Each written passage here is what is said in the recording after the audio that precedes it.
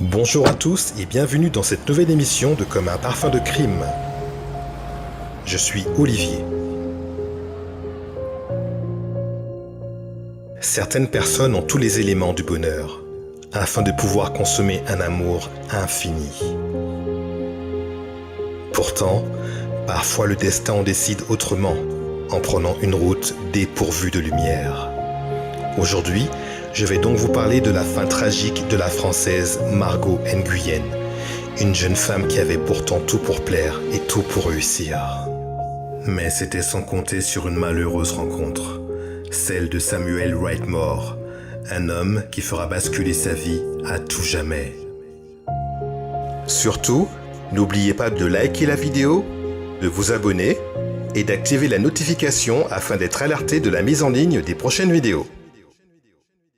Margot Nguyen Whittemore est née en 1992. Elle a une enfance paisible et heureuse avec son père d'origine vietnamienne et sa mère Cathy. La demoiselle est pétillante et elle aime croquer la vie à pleines dents. La jeune femme est aussi très intelligente. Elle est polyglotte et parle donc plusieurs langues. Margot a un parcours remarquable en étudiant au célèbre lycée Racine à Paris, à l'Université de Rome en Italie et au Berklee College à New York. Elle obtiendra finalement 2 masters à la prestigieuse grande école de commerce et de gestion, la Schema Business School située à Lille, où a étudié notamment le célèbre acteur Michael Youn. Elle finira par travailler pour de nombreuses grandes marques telles que L'Oréal en tant que chef de projet digital, pour Chanel comme assistante de communication et pour les prestigieux hôtels Hilton et Trianon Palace en tant qu'assistante comptable. Margot adore la culture. Elle aime explorer de nouveaux horizons. Mais surtout, elle adore l'art. C'est ainsi qu'en 2016, elle crée sa propre marque de vêtements nommée le Boyfriend. Elle a aussi un goût prononcé pour le chant et la musique. Sur sa page YouTube, elle chante et joue sans aucune difficulté à la guitare avec une voix magnifique, preuve d'un talent indéniable.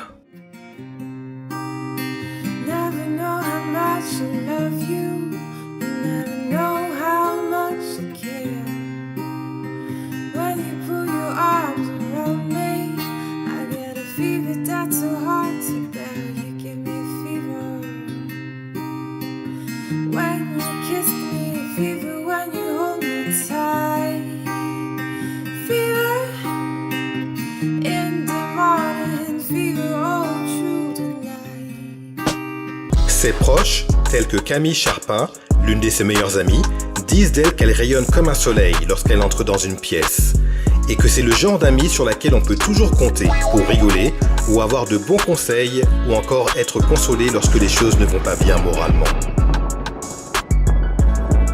Margot est une personne saine et qui adopte constamment la positive attitude. Elle croit notamment aux énergies, aux ondes positives, à la symbiose avec la nature et l'être humain. Elle adore aussi voyager et découvrir de nouvelles cultures, profiter de ce que la Terre offre de plus beau en paysage de rêve.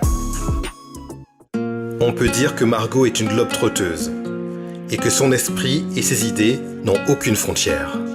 C'est ainsi qu'en 2020, à l'âge de 27 ans, la jeune femme décide de tout abandonner et de complètement changer de vie. Elle fait donc le choix de partir en Polynésie, fière et bien déterminée à poursuivre ses rêves. Margot choisit alors de partir à Tahiti, plus précisément à Pirae. La commune de Pirae a été créée le 18 janvier 1965. La commune a fêté ses 60 ans en 2025. Tahiti, c'est le paradis sur Terre, loin des paysages urbains et de la pollution quotidienne.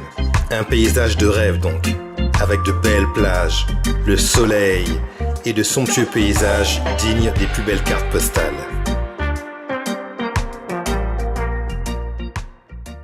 Margot mélange alors le plaisir et le travail, en coordonnant ses passions et ses convictions en devenant professeur de yoga. Et autant dire que là aussi, elle excelle, par la beauté de ses mouvements, de sa souplesse, le tout coordonné avec de jolis paysages.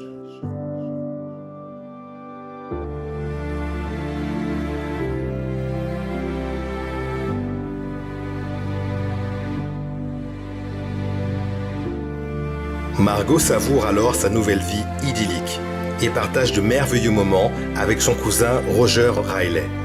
Elle adore profondément son cousin et cet amour est réciproque.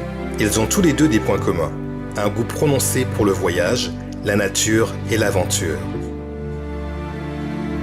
Ils sont tous les deux des esprits libres.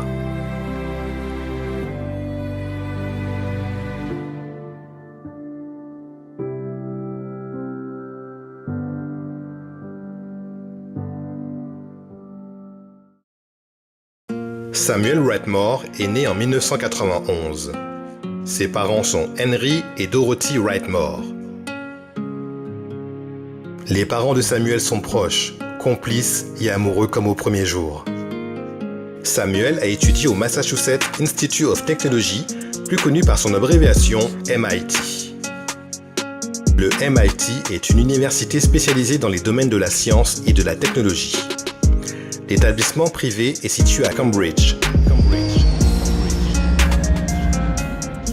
à proximité de Boston, au nord-est des États-Unis. En 2002, elle a été la première université à mettre l'intégralité de ses cours en ligne sur Internet. MIT est considérée par la plupart comme l'une des meilleures universités du monde.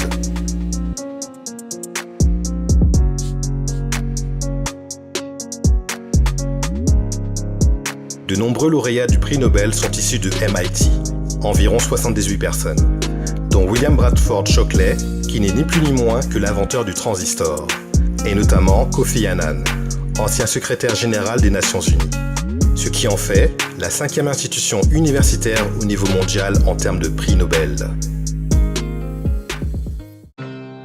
Samuel a travaillé pendant 6 ans comme ingénieur pour la célèbre société d'Elon Musk, SpaceX. Il y occupe le poste d'ingénieur principal en système avionique avant de quitter l'entreprise en juillet 2021. Samuel est aussi un grand voyageur. Il a soif d'aventure. Il aime découvrir de nouveaux horizons. Il aime se sentir libre de voyager à travers le monde. C'est ainsi qu'il décide de s'offrir un magnifique voilier de 50 pieds qu'il appellera le Heavily. Il en sera même le capitaine.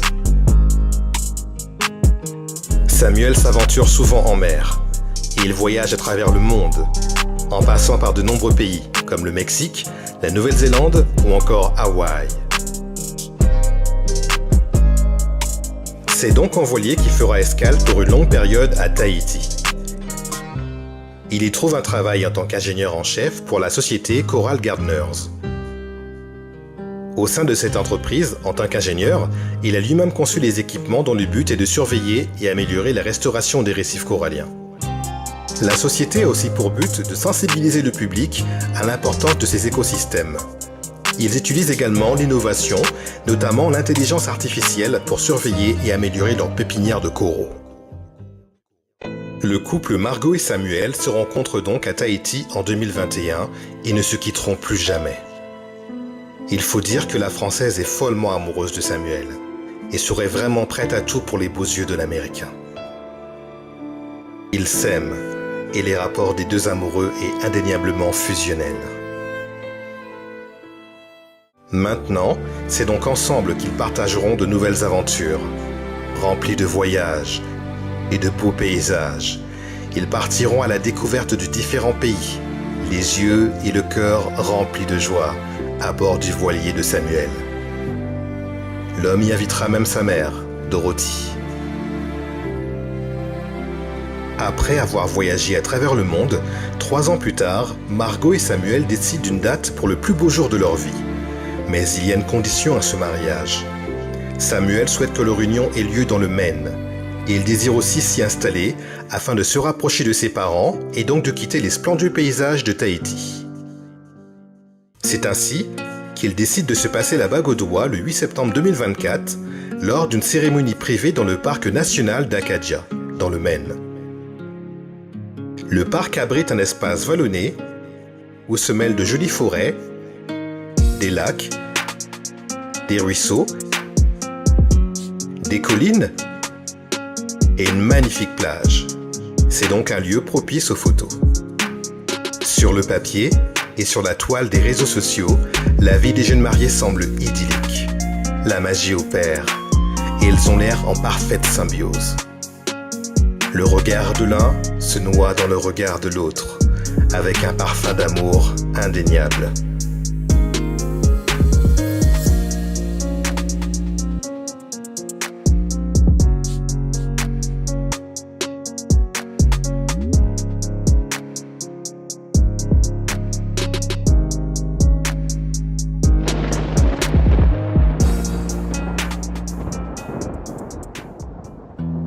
Mais en coulisses, la réalité est tout autre. Lors de conflits, Margot essaye toujours de remettre les choses en ordre avec Samuel lorsque le ton monte, afin d'éviter que la situation ne dégénère. Margot prend sur elle parce qu'elle est vraiment follement amoureuse de lui. Mais Samuel est instable. Il a du mal à se décider. Il ne sait pas réellement ce qu'il veut. Un jour, il souhaite se marier et le lendemain, il désire tout arrêter et tout quitter. De plus, Samuel est un grand consommateur de weed. Et à défaut d'en avoir, il devient agressif et perd donc facilement toute notion de calme. À l'issue du mariage, comme prévu, le couple s'installe donc à Belfast, dans le Maine. Au mois de février 2025, le couple décide de rendre visite aux parents de Samuel dans la ville de Rinfield, une commune d'environ 2600 habitants. Les parents de Samuel ont acheté cette belle résidence en 1990. L'Américain y a donc vécu durant toute sa jeunesse. Et il y a partagé de merveilleux moments avec sa famille, comme la remise des diplômes ou de nombreuses fêtes de fin d'année. Le matin du 19 février 2025, le père de Samuel est absent. Samuel a du mal à s'endormir. Il discute donc un peu avec Margot.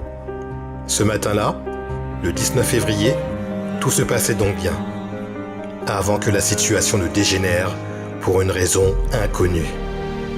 Samuel est devenu complètement fou et hystérique. Il a la rage au corps. Et la colère monte au fur et à mesure qu'il poursuit Margot avec son tisonnier entre les mains. La pauvre Margot fuit à l'extérieur de la maison, la peur au ventre et effrayée comme jamais.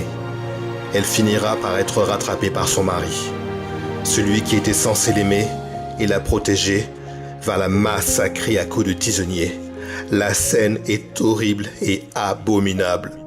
Samuel va se déchaîner sur Margot. La pauvre femme a perdu beaucoup de sang et ne respire désormais plus. Mais ce n'est pas fini. L'homme retourne à l'intérieur de la maison comme possédé par le diable et déterminé à en finir aussi avec sa mère qui s'est réfugiée dans une chambre à l'étage. Alors que sa mère est en ligne avec le 911, l'opératrice entend Dorothy dire « Arrête Sam, mais qu'est-ce que tu fais ?» Samuel tente tant bien que mal d'étrangler sa mère. Il la frappe et place notamment ses genoux sur la poitrine de Dorothy, 67 ans, afin qu'elle ne puisse plus respirer. Finalement, le chaos n'a pris fin que lorsque le père de Samuel est revenu d'un voyage et a confronté son fils. Celui-ci en a profité pour s'enfuir en sautant par la fenêtre.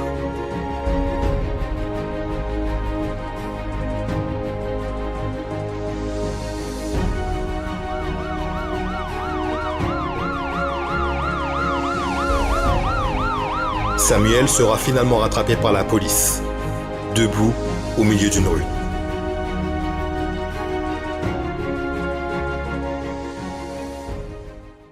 Le département de police de Winthrop et la police de l'État du Maine ont déclaré qu'à leur arrivée, Samuel marmonnait des mots à propos du meurtre et de l'année 1776.